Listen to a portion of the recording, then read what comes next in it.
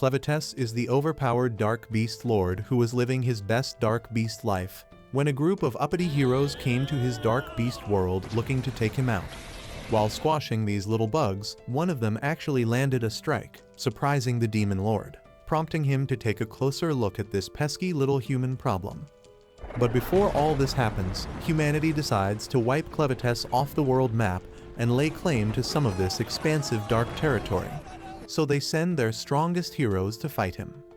Only 9 out of the original 13 make it past the first round, including Alicia, the only female soldier among them. While everyone else yaps about how cool their holy magic weapons are, Alicia recalls her childhood. She once asked her dad, Margot, about their weird world map and why it was all blacked out around their continent, Ethia. He said it was because deadly demon kings lived in all 4 directions around them and kept human soldiers from marching beyond what was known. He further explained that these demons were crazy strong and could only be defeated by a mythical hero, who was said to show up someday with a holy weapon called Regalia. Little Alicia promised her father she'd become that hero and discover what existed beyond the blackouts, while her poor dad wondered if she had hit her head somewhere. Back in the present, just as Alicia takes one last look at her dad's necklace, Stefan, the hero with the strongest regalia, tells everyone they are close to Clevatess territory. He then uses his Johnny Bravo flirting tactics on Alicia, who completely ignores him. However, his non-existent Riz summons dark beasts instead, and their carriage gets attacked. After the coachman turns into a headless side piece, the heroes get off and begin fighting with their steroid-amped lightsabers, all while Clevatess watches this freak show from afar. Stefan unalives a 3-headed snake, and another hero uses a hollow red to barbecue some demons. The 9 of them finally make it to Clevatess territory, the Mount Luna, and start deluding themselves into believing they'll be the first ones to take him down. He comes down with a burst of lightning, only for Stefan to start yapping about how he will take Clevatess down. However, it takes the Demon King a millisecond to turn him into a crumpled paper wad as soon as he charges at him. His utter failure inspires the other crackheads to meet the same fate, and they all die one by one. Alicia notices that Clevatess is using their shadows to attack them with his tail, and tells everyone to jump, but these losers decide to aura farm instead. One of them summons a stone giant while another attacks him with his sword. Still, both of them become mincemeat by the time Clevatess finishes teaching them who's boss. Alicia becomes the last one standing and jumps in to attack him too, successfully landing a hit on one of his horns. This knocks him off guard, and the Aura King wonders how these filthy insects became strong enough to enter his territory and attack him. He lands his final blow, which rips Alicia to pieces and ends her character arc, along with her dreams. Even with everyone dead, Clevatess isn't happy, so he takes his petty ass to Haydn, the capital of Ethia, and launches an attack. He activates his Super Saiyan mode while contemplating how he will unalive everyone who gets in his way until he finds the king and gets his revenge. A bunch of losers try to fire at him with arrows, but he just runs past them, oblivious, and destroys everything on his way. Some soldiers try to launch a secret cannonball attack on him, but he easily destroys their fort and unalives them like they are mere insects, all while the royal palace turns into chaos and rubble.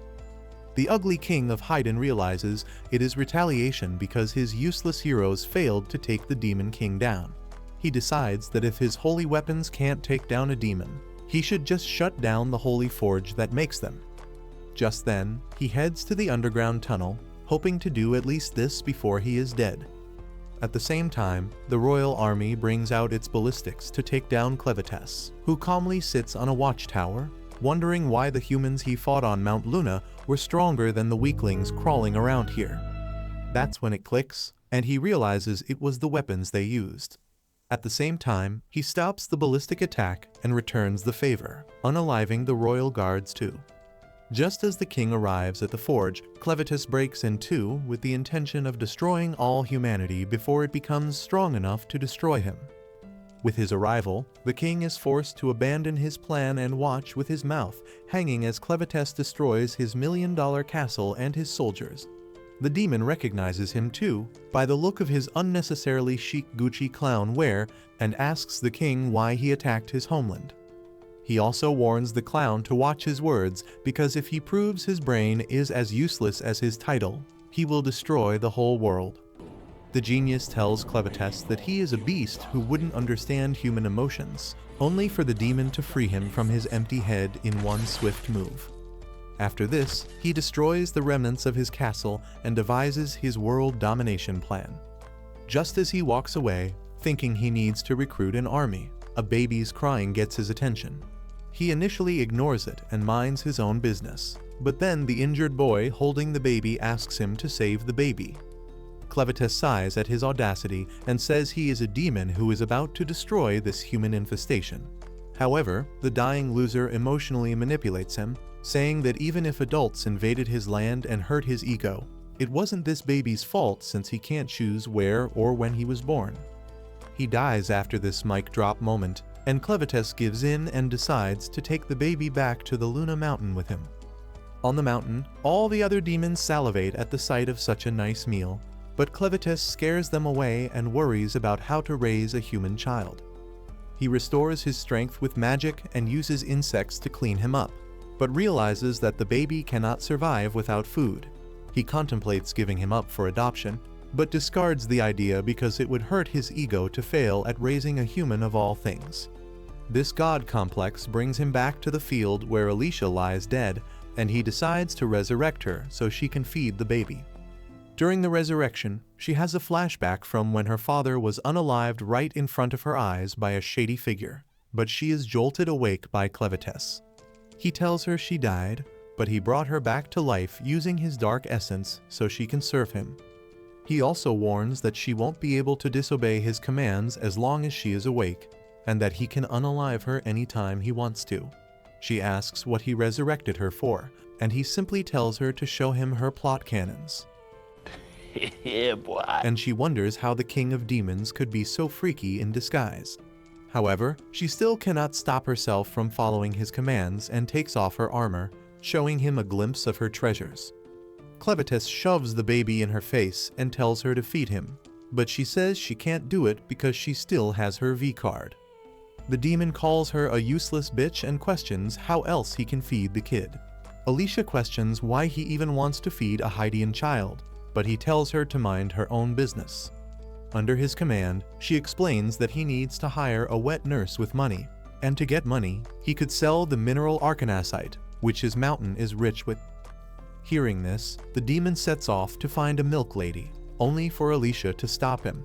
She tells him he can't go out looking like a huge-ass beast with horns, and offers to get the nurse herself. Internally, she vows to rescue the child from Clevatess, whom she believes is a threat. However, the demon says he can't let the kitty out of his sight and uses magic to turn himself into a young boy. He names himself Clen and the baby Luna, and the three set off. They head to Alicia's campsite, where Clevatess forces a nappy change class on her as she wipes Luna clean, and although she wishes death upon him, Alicia realizes she can do nothing but follow him. He then calls her a piece of trash and tells her to wash up and change her clothes after telling her she smells like rotten eggs right now. He also gives her Luna's blanket, which is covered in filth, and tells her to clean it. While she does that, she recognizes the royal crest on it and realizes that Luna is the crown prince. Meanwhile, back in Haydn, a pretty soldier with a gender crisis looks through the rubble to find survivors and curses the king for trying to test the prophecy now, of all times. At the same time, some Giga Chad jock watches the scene from afar with his psychosis-afflicted sidekick. He's Drell, the army leader of Bolate, a neighboring country, and plans to take over Haydn now that the king is gone and the prophecy of a hero savior has been proven false. The greed lies behind the fact that Haydn is rich in arcanasite, the most valuable mineral in the world. He tells his sidekick, Maynard, to find and catch survivors in Haydn while he returns to his kingdom to inform their king of the fall of the capital. At the same time, Alicia asks Clevatess why he kidnapped a royal child, only to find that he had no idea. The demon says he didn't kidnap the child, that there was no grand plan, and that all he did was destroy Haydn in retaliation for their attack on his mountain. As a culprit, she stays quiet as Clevatess smirks and finally decides to put Luna to good use. He says he will achieve world domination by making Luna the king of Haydn, while he controls him like a puppet from the shadows. This sends a shiver down Alicia's spine, and she realizes she just poked the devil. As they pack up and leave for the nearest town, she realizes that whether Clevatess destroys the humans or rules over them, what's certain is that he'll destroy the world if something happens to Luna. To prevent that, her life's mission is now to keep Luna safe. Just as they head out, a macho bandit strikes Clevatess in the head, and Alicia counts the seconds until they would all be wiped out, only for the demon lord to pass out and bleed. Seeing that, she screams, only for another bandit to bitch slap her and take them all in as hostages. Alicia wakes up in the carriage and sees that Clevatess is safe. She asks why he got his ass beaten so easily and wonders if he is weak in his human form. But he explains it's because he needs to hide his true identity until he crowns Luna. He also expresses interest in the situation that they are in, and Alicia explains that they have been kidnapped by dirty bandits who are taking them away to turn them into slaves. As they arrive at the slave market, one guy tries to run, but the bandits turn him into a dartboard and tell everyone else to fear them if they want to continue living. Their macho leader takes Alicia away, and Clevatess gets called into a nearby bar by some chick, who tells her sidekick Nell to take the baby and look after him.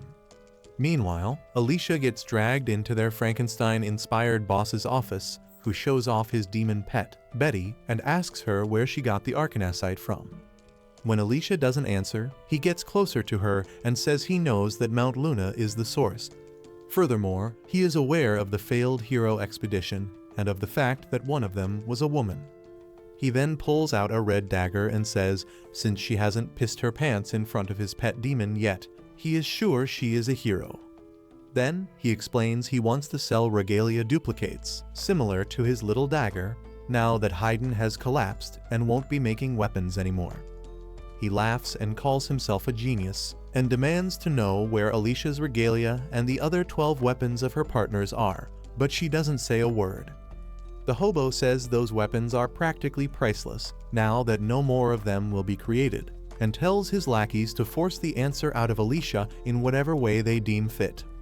At the same time, Clevatess is relieved to find that Nell can feed Luna, but as he starts working as a waiter at the same bar, he can't help but notice how some filthy bastards mistreat Nell, bullying her to the point of abusing her. As he watches two losers drag her out to be treated as their punching bag, he follows them and turns them into a blood fountain to teach them a lesson.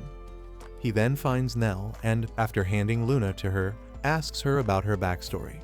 Nell says she became a part of the bandits when she was 12 and kidnapped along with her mother. She recalls all the abuse her mother tolerated at their hands, and explains how she became the target of these filthy men's frustration after her mother disappeared or died. She lost most of her teeth as a result, could no longer hear in one of her ears, and was treated like breeding cattle. However, when the bar lady Carme came in, she ended up with a job, and the abuse died down because Carme distracted the men with her charms. Clevatess asks where her child is, as he heard only mothers can give milk to a baby. Nell gets teary-eyed and explains that her children were all stillborn, after which she wanted to end her life. However, when different babies came to her to be fed, she found a new reason to keep living. Clevatess thanks her for telling him her story and asks her to leave this slavery behind and become Luna's wet nurse. Nell stares at him, wondering if he suffered from brain damage, before reminding him he is a slave too, and that she is happy just taking care of the kids. At the same time, Alicia is taken to the local arcanasite mine, where she watches as a man jumps into the lake and gets devoured by huge, toad-like beasts. The macho bandit tells her this is the lake where a legendary hero died at the hands of these deadly monsters. Alicia recalls that his sword, the Stream Splitter, was the strongest regalia ever made, and realizes that these bandits are making fake promises with the prisoners and tricking them into jumping into the lake to find the sword. She calls them dirty thieves, but the macho man tells her she is in no position to act like their boss since she is surrounded by men waiting to jump her at any moment. Just then, an eyeless, Youngblood ripoff jumps in front of her, making the bridge swing. he says. Even though he can't see, the sound of her heartbeat is making him hot, and he can't wait to tear her clothes off. Alicia takes a deep breath and dislocates her shoulder, before swinging her hand stocks around his neck, ripping his ears off. Just when everyone thinks she couldn't be more insane, she jumps off the bridge with that loser and gets smashed on the ground, right before trusting the immortality Clevatess promised her. All these crackhead bandits begin panicking over what their boss will do now that their map to the 12 regalia is dead. Alicia wakes up and realizes even if she is alive, she cannot feel or move her body. As she forces herself, all the blood from her wounds pools out and turns into a mini version of Clevatess. He says it is a pity to see her like this, but completely ignores it. Instead, he asks her why Nell, who is suffering with the bandits so much, refuses to leave them despite his generous offer. Alicia says it's no wonder he can't get it, thanks to his bottom-tier IQ, and explains it's because she doesn't think a kid like him can help her. Clevatess asks what he should do to convince her, and Alicia suggests taking down the bandits. This forces him into drama queen mode, and he says he doesn't want to expose himself, so she should do it instead. With that, he forces the blood back into her to get her heart pumping. Just then, the bandits arrive too, only to find her doing a weird dance, almost as if she is having an exorcism. This dance, however, fixes all her bones. Seeing this, a bandit attacks her, but Alicia, who does not feel sorry for any of them, breaks his nose. At the same time, Nell returns to Carme, who asks why she looks so happy despite her raccoon eye. Nell says it's because she's been wondering what the outside world looks like ever since one of the slaves asked her to leave with them. This pisses off Carme, who hits her, ranting about how they are just toying with her, as there's no way in hell anyone would ask her ugly ass before they'd ask a hottie like her. This is overheard by their Frankenstein-esque boss, so he pokes his nose into something that does not concern him again and takes Nell away with him. As soon as they leave, Carme throws a tantrum, realizing that Nell won't come back ever again, which will destroy her business. Just then, Clevatess shows up and hypnotizes her into revealing whatever she knows about Nell's whereabouts. At the same time, the walking Lego block takes Nell to a basement, explaining that it's a secret passage to a nearby arcanasite mine. She takes zero interest in his shady business ordeals, but he keeps yapping about how arcanasite is lately being used for artificial magic. On their way, Nell comes across a human skull and gets scared, and Mr. Lego makes it worse by turning out the lights. She begs him to turn them on, but as soon as he does so, she wishes he never had as Betty stands right behind her, ready to turn her into her late-night dinner. As Nell runs for her life, the bastard boss says that he's been using arcanasite's magic to control Betty and is executing her right now because he sees her longing to see the outside world as betrayal. Nell regrets not grabbing Clevatess's hand when he offered, and gets eaten. Nice. The Demon King arrives with a crying Luna and tells her to eat, and to be eaten is the norm of the world, so he can't blame Betty. However, what he does not understand is why a proud beast is serving a tiny block of Legos. The boss looks at Clevatess and wonders if he is smoking crack to be cracking these jokes. Clevatess gives him the side eye, after which he turns to Betty and tells her to eat him too, only to find her writhing in shock. The shock results in her vomiting out Nell, all covered in acids and barely alive. While the tiny Lego worries about the beast, Clevatess leaves Luna with Nell and transports them away on his tail. Turning around and finding the ground empty, the boss pulls out his ultimate power move and uses a test tube filled with arcanasite to paralyze Betty's mind for him to control. It works, but the magic has a weird effect on Clevatess too, and as such, he gets hit in the head by the beast.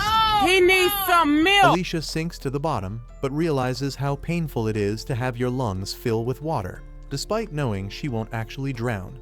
Just as the drum hits rock bottom, she slips out and catches sight of a red light flashing from the sunken sword. However, as soon as she swims to grab it, an underwater dark beast opens its eyes at her. Alicia realizes why the legendary hero never made it out of the sea and barely dodges the beast to grab the sword. Still, she is too late and gets sucked into his mouth, along with the sword. She uses the power of flashbacks to break free and uses the sword's strength to propel herself away from the bottom. knowing full well that a dark beast, almost as strong as Clevatess, would skin her alive. As soon as she resurfaces, the macho bandits lose their shit. Oh, hell no, man. What the fuck, man? However, before they even try to steal it from her, the dark beast shows up on the surface and wreaks havoc. Alicia, knowing when it's time to fold and run for the door, tries to make her escape, but the bandits all beg her to save them too and apologize for treating her like trash. She tells them to go yeet themselves and leaves, feeling sorry for the radioactive octopus who would have to eat these nasty bastards. Just then, Clevatess tells her through telepathy to come to the cave so he can punish her for not telling him about magic before. Back in the cave, Clevatess uses his GigaChad aura to tame Betty, while still struggling with the paralyzing magic. On the other hand, the Walmart Frankenstein stumbles upon Nell and Luna as he runs away from Clevatess, shitting his pants.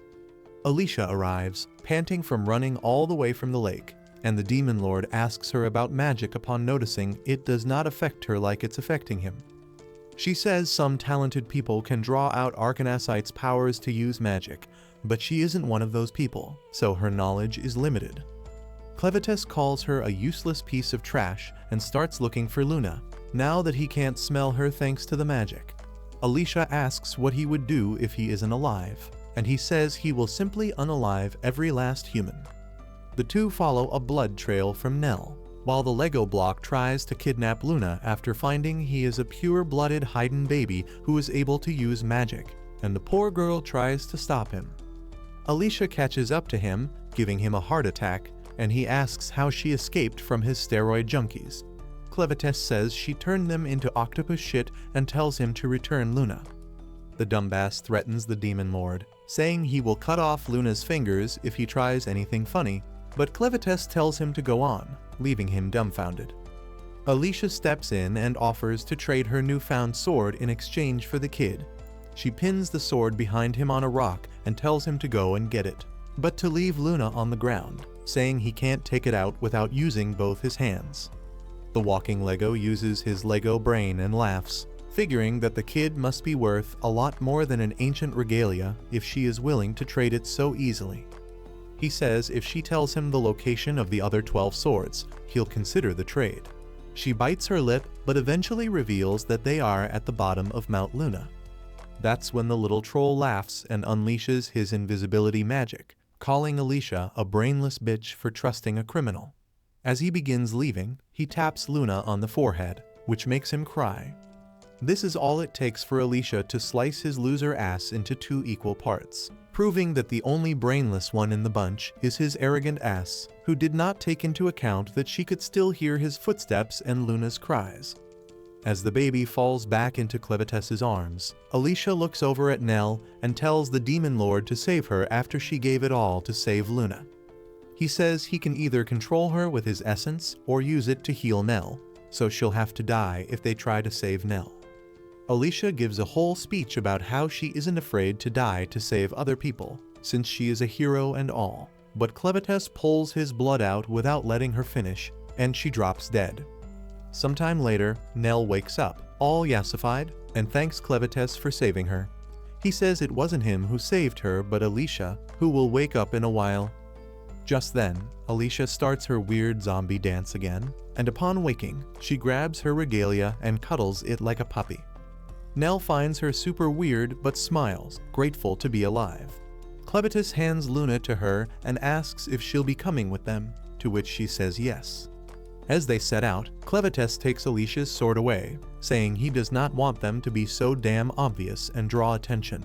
While she mourns this, Nell shows off the new clothes she got for Luna as she carries a bunch of bags easily. Alicia asks how she can do it so easily, and she says it's because she isn't a weakling like her.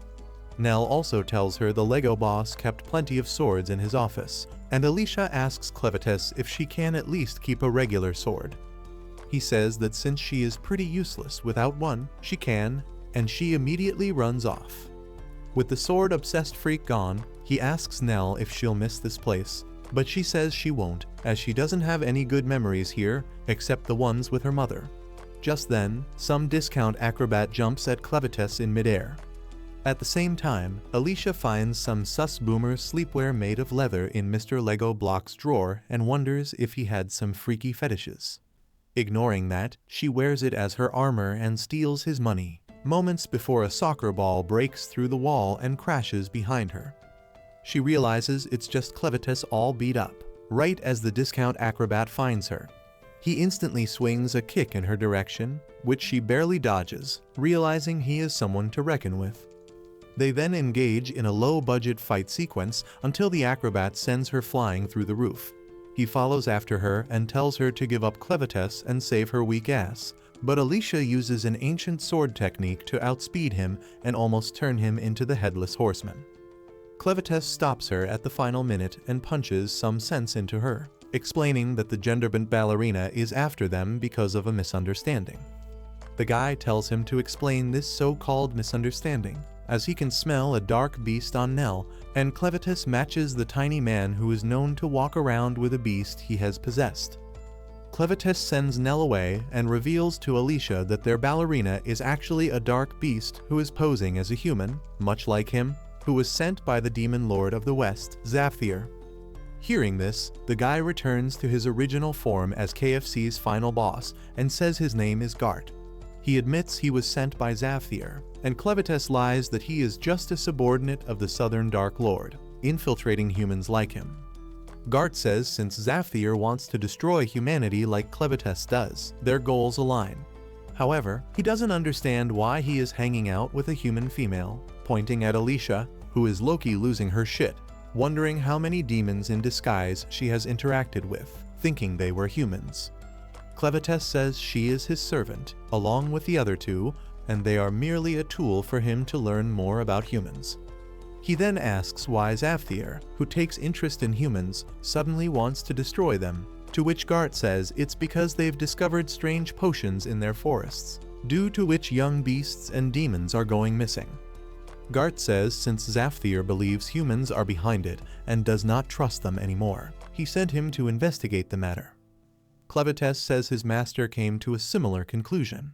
In fact, he learned from a human baddie just recently that the bandit boss here was selling human babies too, not just kidnapping beasts, so it is a possibility that both human and beast babies are being used for something related to magic. Alicia flinches and says it sounds like something that wizards would do, and that she suspects General Drell is the mastermind behind this, considering he is the one who brought out wizards to the battlefield first.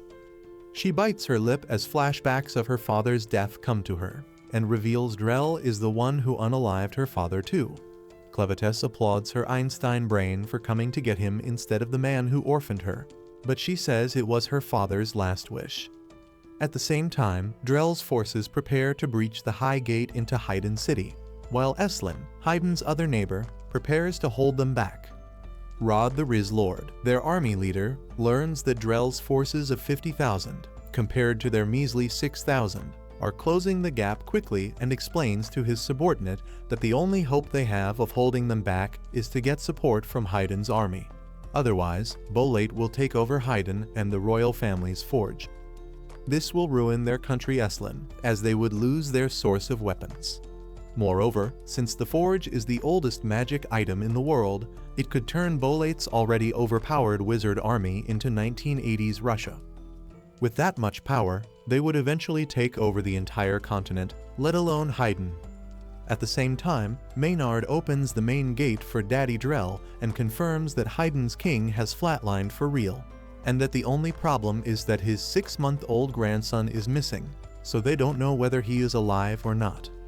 The psycho then gives a weird smirk and says he just received word that a Haydn baby was found by the bandits around the lake, and his daddy tells him to head out and get rid of it, which he follows.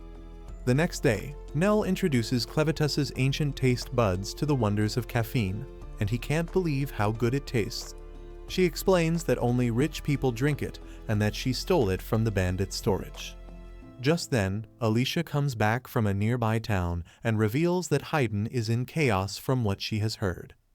She even brings out a map and explains how Haydn's two neighbors, Bolate and Eslin, who have always hated each other, are currently fighting each other. While Bolate wants to take over the city and the forge, Eslin is holding it back and miserably failing at it, thanks to the walking trash they have for an army. Just then, Nell offers Alicia a cup of coffee too, and she feels herself transcending upon tasting it. Clevatess calls her dirt poor upon learning she's never tasted coffee either, while Nell takes Luna away so he doesn't catch his sass.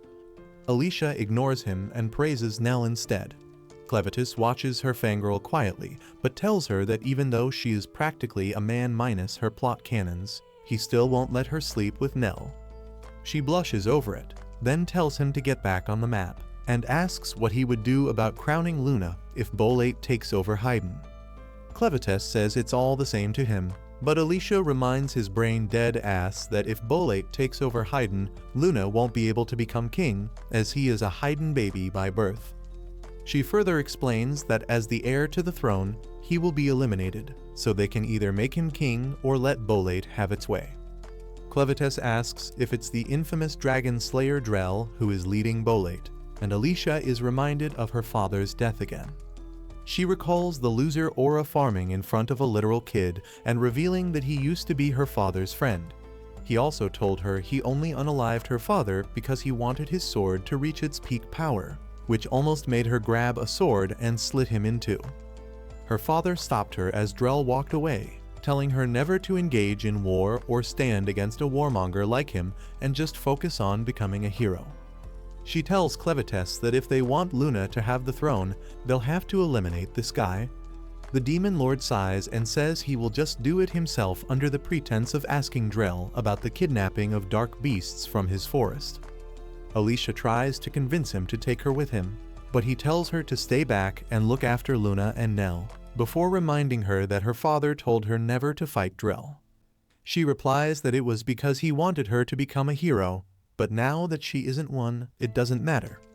He says she can still consider herself a hero if she wants to, as she's still doing heroic things like saving Nell from the bandits.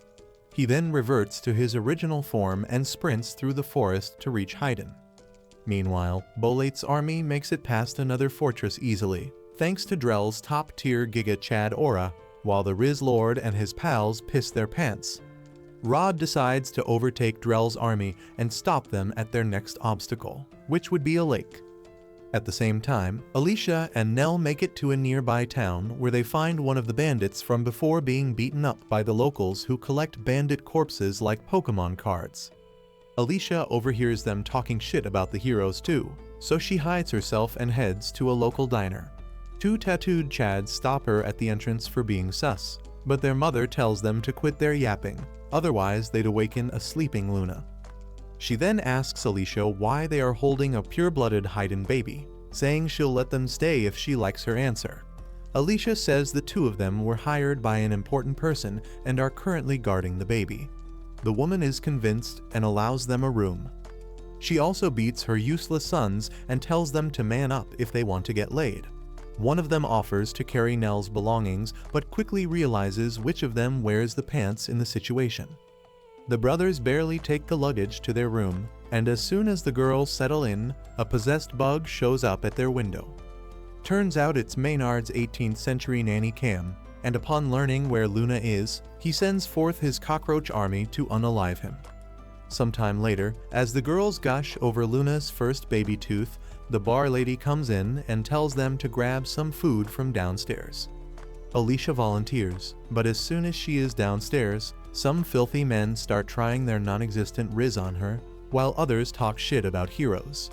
Some even blame the king's death and the destruction of Haydn on the heroes, whom they call greedy traitors who only suck up to the king for regalia. She completely ignores them all and goes back upstairs, only to stop midway upon sensing a dark beast nearby. Just then, a red ball breaks in through the window, and some brainless loser touches it, only to unveil a huge centipede. With this guy dead, Bolate's very own Pennywise makes his appearance and brags about how rare his bugs are. Alicia reaches for her sword only to find that she left it in the room. No. Nell gets smashed into the wall by a magnet user, Naya, another wizard in the army. In accordance with anime rules, Naya explains to Nell that she can manipulate objects made of iron to the point that she can fly using an axe, a power that she stole from a turtle-like dark beast. She then changes races and tries to feed Luna a sus candy, explaining that it'll reveal whether he is a royal or not by unaliving him if he is a muggle. This scares Nell, and she screams, which is heard by Alicia. The girl instantly sprints toward the room, only to be stopped by the colorblind psycho's centipede. At the same time, Nell musters her power of love and pushes away the iron beds holding her, smashing them through the wall. On the other hand, Alicia kicks the centipede away and manages to break into their room, just as Maynard recognizes her as the female hero of Haydn's army. Alicia finds Nell and Luna uninjured, with Naya knocked out on the floor, and informs the nanny that they need to run as these mental ward escapees are after Luna. Right then, all the bugs circle them, but Alicia takes her sword and jumps down the building, slicing them all in half. They make a run for it, only to find a wall of bugs blocking their path, and are forced to hide instead of escaping. Back at the bar, Naya tells Maynard she couldn't test the baby as he literally had the Rock with a wig as his bodyguard. But Maynard's sadistic ass gets high on the fact that since a hero is protecting Luna, he's got to be the crown prince. The people at the bar overhear that Alicia is a hero as well, which makes them uncomfortable.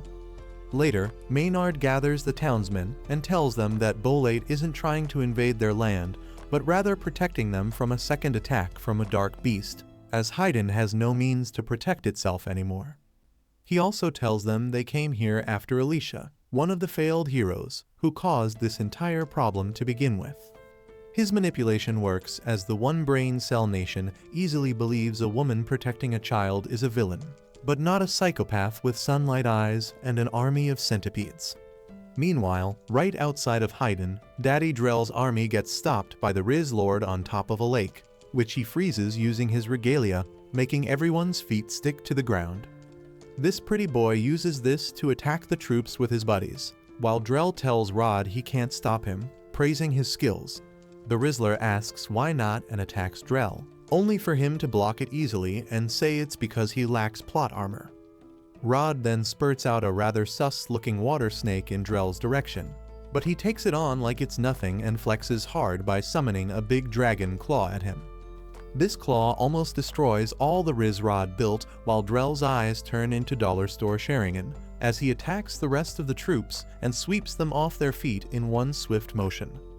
He then tells Rod that what he seeks is the destruction of the legend of the heroes, which has done nothing but disappoint them in the past and made people like him and Rod face dangers far greater than what they could have defeated. He tells Rod he will let him live since he actually made him use his sword during this battle, and heads out to take over Haydn. Just then, Clevatess enters the battlefield, whom Drell recognizes instantly. Clevatess aura farms and makes Drell look like a whimpering kid, before asking about where the magic he uses comes from. Drell says a Dark Lord should have better things to do than poking his nose where it doesn't belong, but the Demon Lord states that baby demons are being kidnapped to be used for this thing called magic, so it's his duty to investigate it. Drell laughs at him, only to turn into a selfie stick by the Dark Lord's tail. Clevatess calls him a dumb idiot, but Drell laughs and activates his backup eye, before bursting into a ball of blood and essentially sealing the Demon Lord within a blood ball. He then resurfaces from the blood itself and grabs his sword, stating that he isn't a person anymore, but a sword that uses the Dark Essence technique of a high demon. Rod watches as the Demon Lord gets defeated so easily, and Drell advances his forces toward Haydn. At the same time, the residents of the town follow Nell and Alicia with torches.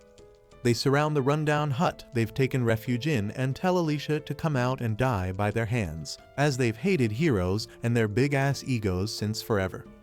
Nell reassures Alicia she isn't a bad person, but the jobless wannabe gigachads tell her just defeating a few monsters here and there doesn't make her a good person, especially after she took their tax money in the form of her sword, but ended up destroying their home by failing to defeat Clevatess.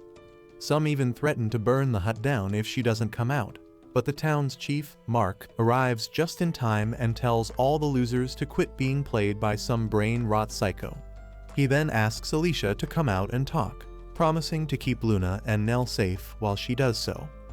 Alicia comes out, and upon seeing she isn't carrying the holy sword, Mark asks what became of it. She says she lost it while fighting Clevatess, and that it's true that she and the other heroes were treated like punching bags by the demon lord. Mark says if it's true that they fought and lost, then it's not their fault but the king's for sending them out in the first place. However, he questions what she thinks about it, and whether their ass-kicking was worth what lies beyond Mount Luna. Alicia recalls what she saw when Clevatess turned her into human confetti, and says it's definitely worth it, especially since she doesn't want to waste the sacrifice of the other heroes. Mark smiles and tells her to go on, reassuring her they will deal with the wizards of Bolate by themselves. Just then, the psycho wizard slashes through his torso with his sword as he calls him out on his audacity to ruin his plan of watching a Haydn hero being bodied by the people of Haydn. Back in the forest, Alicia attacks Maynard's centipede and tells everyone to get inside the cottage. They manage to do so just as the bugs swarm across the field and Alicia turns them into bug salad. Maynard applauds her selflessness in protecting the very humans who just tried to burn her alive, but reveals that she can only keep up for so long as his little bugs and spiders are all poisoning her blood without her knowing. As Alicia worries about her dark essence being destroyed too, Maynard yaps about his villain origin story about how heroes never came to his rescue when his world burned down, which is why he hates them so much. Just as he attacks Alicia again, Clevatess appears inside her shirt and tells her to finish up quickly. Alicia gets embarrassed by his sus position while the bugs swarm the inside of the hut too. The bar lady takes charge and orders all the useless rockheads to deal with them using their carpentry skills. They start to make progress while Alicia gets a heart attack when the crystal on Maynard's chest glows and he summons a steroid-infused scorpion. He rides it like some freak and kicks Alicia into a nearby lake, where Clevatess reappears. He reveals that she can't move as fast as usual because the poison is affecting his essence. Even though it cannot degrade it enough to unalive her, she won't be able to heal any wounds. Alicia realizes she isn't immortal now, as the injuries could easily help her meet God, and worries about how to win. Meanwhile, strange wood-eating larvae break into the hut and destroy the surrounding forest, all while Maynard yaps about how these insects come out of hibernation once a year, devour everything in their surrounding, then go back to sleep for another year, waiting for everything to regrow. He says the larvae will devour the hut and the forest in less than a minute, after which, his insects will feast on whatever is left of her human friends.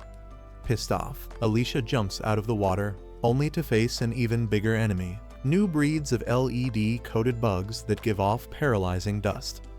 As Alicia loses her balance from their effect, Maynard's scorpion stings her, and she eventually gets covered in a bed of beautiful bugs. As she is slowly devoured, Clevatess reappears and releases the holy regalia he kept from Alicia, and tells her to imagine these insects and their body fluids as water, and use the sword's innate strength to fight them. She wakes up like some ex-Walking Dead and slashes through a bunch of bugs with her sword. Maynard, who is more surprised to finally realize she is a woman after all, judging by her new fan service look, gets distracted as she uses her sword's full strength and, like a whirlpool, destroys his entire $1 million army with a single swing. As it starts raining insect blood, Maynard trembles under her sword, and his magic crystal breaks, right before she knocks him out for good. Just as Nell rushes toward her under the romantic rainy scenery, Alicia faints, only to be caught by Clevatess. Weakly, Alicia asks what became of Drell, only to learn he isn't a human anymore, but some voodoo demigod, thanks to another Dark Beasts collaboration. The next morning in the ruins of Haydn, Princess Tala, Luna's mother, tells her soldiers to keep looking for her son and refuses to run and hide from the incoming Bolate army. One hobo boomer asks why she thinks he is alive, and she explains it's because the forge is still glowing when it should have gone out if no one to inherit the throne was still alive. She also regrets not running away with him earlier after she had a premonition that the heroes weren't strong enough to defeat the Demon Lord. Just then, her personal femboy, Favio, arrives and informs her about Eslin's ass kicking at the hands of Bolate. He also tells her how Clevatess himself came to fight Drell and wiped out half his troop with a flick of his finger, only for the Dragon Slayer to burst into a blood ball and seal him away. Tala has a hard time believing a soldier defeated their final boss, but Fabio reminds her he used to be a hero, so he qualifies according to the prophecy. She refuses to call a colonizer a hero and tells Fabio to bring out her armor, as she herself will make him bite the dust using the holy hammer, which is the only weapon that can make or break a regalia. Once dressed up, she swears to wipe out Bolate and takes on the title of the king until Luna's return. Back in the bug-covered village, Alicia finds herself an errand boy who brings her Naya's annoyed ass. Clevatess jokes that his servant finally has a servant of her own, before telling her to change into something that doesn't smell like bug shit. Naya butts in and asks if she can leave if all they want to do is flirt with each other. But Alicia scoffs and asks if she knows which dark beast Drell has made a pact with. When she looks as dumbfounded as you during your last math test, Alicia changes her question and wonders if Drell is capable of using dark essence. It still doesn't ring a bell in Naya's empty head. Clevatess says he left his body behind so the humans would quit planning to attack him, and also because he needs to find out which of the 3 demon lords is backing him. He swears he won't forgive them once he finds out who is trying to stand against him, and tells Alicia Drell himself is a weakling whom even she can defeat. Naya, who doesn't understand what's going on, says they only came to steal the Forge of Haydn and gets rid of her handcuffs by removing her loose armor. Since the armor is made of steel, she uses that to fly away, only to find Nell and Luna on a cart made of iron wheels, on her way. She kicks the 2 losers driving it away and makes the cart fly, saying she has to take Luna back with her, otherwise she will get fired, and no girl wants to be without a job in this economy. However, Clevatess and Alicia get on the cart too, with the latter pointing her sword at her, revealing that this was their fuel-saving plan to get to the capital all along. As they leave, all the townspeople thank Alicia for saving them, and Clevatess finds yet another excuse to embarrass her. She says she did something heroic and is proud of herself, but he teases that she couldn't have done it without his help. Nell backs Alicia, calling her a hero from the legends, and says she was surprised to learn Luna is a prince. This makes her wonder if she should be touching him with her filthy hands, being a low-born slave, and she worries about what she would do when she meets his real mother, the princess. Clevatess says her status doesn't matter since she is definitely stronger than the real mother, and should just smash her into a wall if she considers her too filthy to touch her son. Alicia argues that if he keeps this rotten god complex mindset, he will never be able to become Luna's advisor. Naya, on the other hand, struggles to understand why this group of clowns is so fixated on the prince. Soon enough, Haydn's borders come into view, and Clevatess tells Alicia to get ready. She says she was born ready and won't hesitate to bring Drell down for revenge. Just as Clevatess reminds her he can't reveal his identity or dark essence inside her this time, Alicia spots Drell with all his pheromones running crazy and tells Naya to find her landing spot. Meanwhile, Tala stands with her troops on the bridge, ready to engage Drell, who looks like he hasn't slept in years. Upon seeing her troops, Drell swings his sword to assert dominance, but her dumb-ass soldiers all gather around him, thinking they'll stop him. As arrows are shot, he easily dodges them and disappears for an instant, only to reappear like some ghost and grab the wannabe genderbent John Wick by the neck. He tells her she doesn't have what it takes to be a king, which is royal blood, so he will take her out of the equation, since she has herself confused. While struggling to breathe, Tala tries to swing the hammer just enough to hit his regalia and break it. However, she fails to find an opening until Alicia comes crashing in on her cart and yells at Drell that she is here to avenge her father. The warmonger recognizes her instantly too, and Tala uses this distraction to land her hit, only to get yeeted away from the contact of their regalia. Drell tells Alicia it's no place for cowardly heroes like her, but she tells him his ass is about to be kicked by this cowardly hero, before swinging her sword at him. Meanwhile, Clevatess heads to the forge to find out what it has that Drell, and by convention, the demon lord backing him, is after. At the same time, the pink femboy gathers his army around the forge and gives a heartfelt TED talk about how they need to defend it, only to be cut short by a flying giant rock from Nell, who used her strength to break into the remains of the castle for Clevatess. He only smirks, stating he used Betty's body to replace her missing parts, giving her the beast's strength to protect Luna. Meanwhile, just as Fabio recovers from the rock attack, Clevatess swallows him with his magic shadows and makes it to the forge, using Luna to open the gate. At the same time, Gart flies over the now melted lake and finds Clevatess stuck inside the blood bubble. He tries to break him out, but realizes the seal is too powerful. Just before he leaves, Rod approaches him and asks him to become his personal Uber to Haydn, hurting his fragile rooster ego. Gart says he saw him get cooked from a mile away, so why does he want to face Drell again and die? He gives a speech about how he can't let him use the forge to elevate his magic, which convinces Gart, as he's interested in learning more about magic himself. However, he does it on the condition that Rod repay him upon landing in Haydn, which he reluctantly agrees to. As the organic jet takes the Rizlord to the battlefield, Clevatess fails to open the forge with Luna's hand. He climbs up to the top of the furnace and jumps right in, knowing he is the Demon Lord and no fire can burn him. Meanwhile, Nell and Luna are approached by a shady figure. Back in the forge, Clevatess reappears from a shadow only to find the gate open with Nell lying unconscious. He almost laughs out loud at what he finds next, Luna in the embrace of a headless talking and walking king. Meanwhile, Alicia gets utterly annihilated by Drell's extremely powerful strikes, as he insults her and calls her a useless piece of shit who learned nothing from her father. As she barely stays alive thanks to plot armor, Tala tries to help her, but only manages to serve as background decoration. Alicia uses a secret technique on Drell, which he easily blocks, claiming he is the one who taught his father that. She then asks him about what happened between him and Margot, her father, so following the anime rules, he sheaths his sword and tells everyone to sit down for story time. 25 years back, Margot was the star student of Drell, and somehow they ended up in the final round of a duel, the prize of which was the first regalia the now-cooked king had forged in 6 years.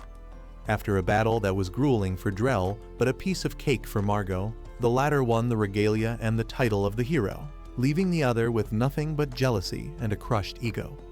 The king also told Margot that the sword would be complete once he slays a dark beast and it absorbs its soul, which he later discussed with Drell. Margot suggested they form a team and head to the northern mountains so he can slay a dark dragon and turn his sword into the strongest in existence. Drell initially thought he was reckless but eventually agreed. Later, they went to the mountains only to find they were too weak to defeat the dragon, and Drell suggested they withdraw, but Margot insisted they wouldn't get another chance to get this close. With Drell's help, he managed to bring the dragon down, but the battle was yet to come to an end. A long fight went on while Drell's pansy ass watched from afar. Margot had the upper hand, but before his final strike, he tripped, which allowed the dragon to sever his foot. Knowing his career was as good as over, Margot handed the sword to the coward, and he took this chance to finally slay the dragon. However, after doing so, he was never the same, as the immense power from the newly dragon-amped regalia brought out the Northern Demon Lord to him. Drell doesn't remember what happened after that, but he woke up in a puddle of blood and started to question the truth about heroes and the prophecy. He says his doubts from back then have turned into a reality, and he believes that the truth about magic was kept hidden from them, something that no one but the king of Haydn knows, and that it is being kept in their royal forge.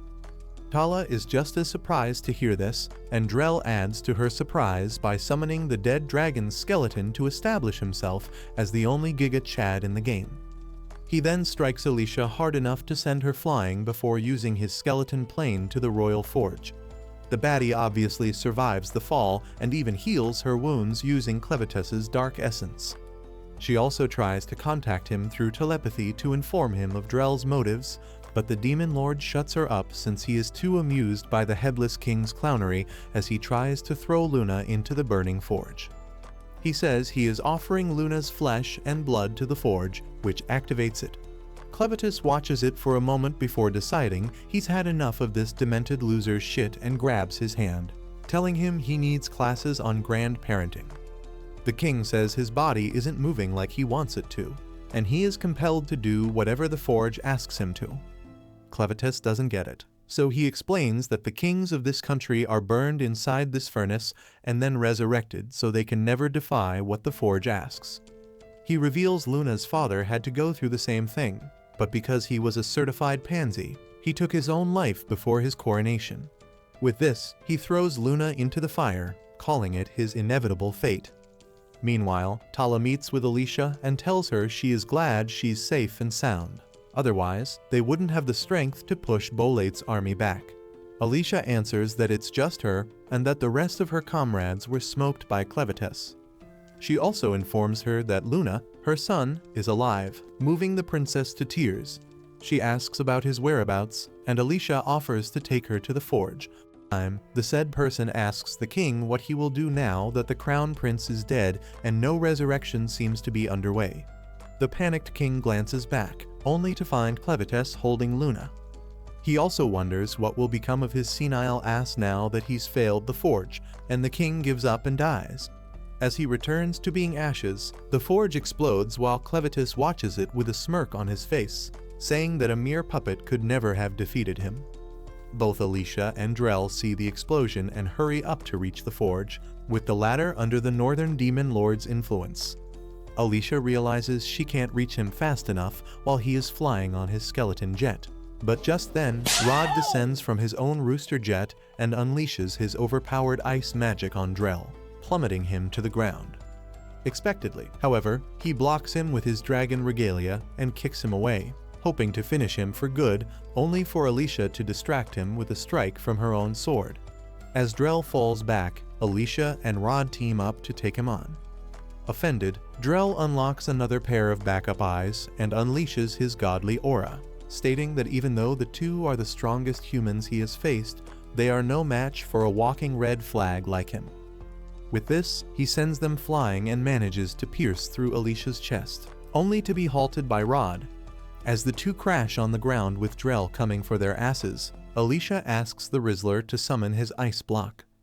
He does, and she uses this distraction to come at Drell from behind, slicing him in half. Surprisingly, he keeps yapping even when reduced to 50%, and Alicia realizes his entire body is dark essence, unlike hers.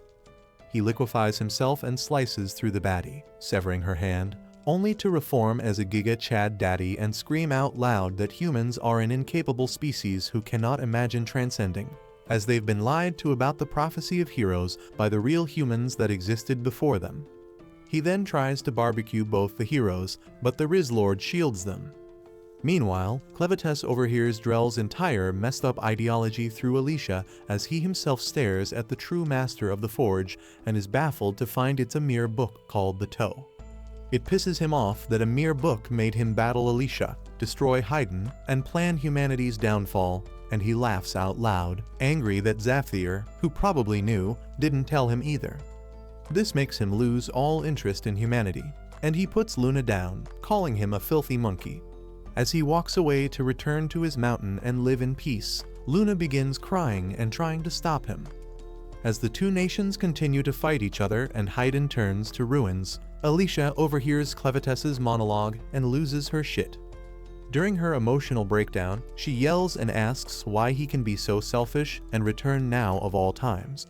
He says he is surprised her weak ass is still alive and explains he has no reason to stop the Northern or Eastern Lords if they want to destroy humanity and all the traces of heroes. Alicia says she doesn't care about it either, and is asking how he can think the world has no charm or life when he looks into Luna's eyes. As she walks into Drell's flames without her regalia, she reminds Clevatess that it was Luna's eyes that made him want to see him grow, not the mastermind behind the ongoing war. As the Demon Lord stares at the teary-eyed baby, he tries to stand and walk up to him in hopes of stopping him from leaving. Just as Clevatess picks him up again and looks into his eyes, Drell swings his sword to finally unalive Alicia, only for Nell to stop him with a huge rock in his ugly face. Alicia smirks and uses this chance to sprint toward her sword and severed hand, and sucks it toward herself, revealing to Drell that she is also made of dark essence. This pisses him off, and he comes at her while she prepares her attack, too. The strike results in him still standing his ground, all angry, while Alicia bleeds like a fountain. All the spectators wonder if this is the end for her, but she smiles, telling Drell he is not a true hero because he limited himself to the idea of the false prophecy and world domination. Drell tells her to quit yapping like she did any damage to him, and she reveals she wasn't aiming for his head, but his sword, which she succeeded in. Just then, Drell's regalia breaks, and Alicia reveals she could hear its screams all along and knew it was half broken. The princess realizes she did hit it with her hammer before she was yeeted away, and Nell catches Alicia like her personal Prince Charming. As Alicia waits to see what the Northern Lord will do to Drell now that he has lost his weapon, Drell begins to splatter blood all over and turns into a cheap version of a Titan. He realizes the Northern Lord has abandoned him, but he continues to beg him to take him back, only to be stopped by a vision of Margot, who tells him it's time. Everyone watches as Drell turns into blood smoke, and all the remains of him shatter and turn to dust, while Alicia worries about the Northern Lord showing up by himself. Clevatess comes out with Luna and reassures her he won't.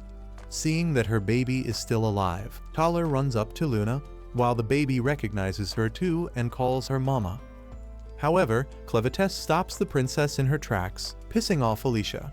Just as she protests, Clevatess says the king must return on his own and puts him down, revealing that he can now stand and walk, moving everyone to tears. As mother and son reunite, Clevatess decides not to reveal the secret of the book until he is aware of all the other hidden secrets. Just then, a slimy dragon, one that comes from the Northern Lord himself, tells Clevatess they now have bad blood. Clevatess says he doesn't care and takes the mini beast out, before focusing back on the situation at hand. On the other hand, Rod takes Drell's broken sword and announces to his troops that Alicia has slain him. This causes Bolate's troops to fall back and announce a permanent ceasefire, too. With Naya surviving the war by hiding and Gart leaving after observing the situation, the war finally comes to an end. Nell patches up Alicia after Clevatess heals her wounds, and they discuss the prophecy's legitimacy. Clevatess says he can't say for sure whether Drell was telling them the truth or not, but he does know that the book he found was manipulating the kings of Haydn. Moreover, the key he found with the book doesn't seem to open it, which means either the actual key is somewhere else, or there are multiple books. He believes that to find the whole truth, they need to uncover the original prophecy, not the one that was handed down to them by the puppet kings of Haydn. The three of them are then called to the castle, where Tala thanks them for their help and reveals that Luna has been crowned. Just as she is doing so, Nell's insecurities resurface, and she repeatedly apologizes to the princess, making her wonder if they need to book her a psychiatrist. Clevatess explains she is trying to apologize for dirtying the mouth of a king by feeding him, despite her lowly status, but the princess bows to her and thanks her for not letting her son go hungry.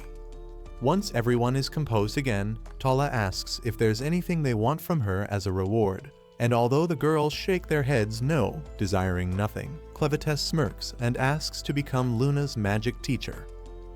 Thanks for watching until the end, you absolute legend. To throw off fake fans, drop Demon Dog in the comments below.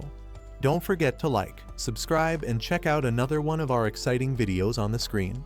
Stay awesome, stay AniGeek.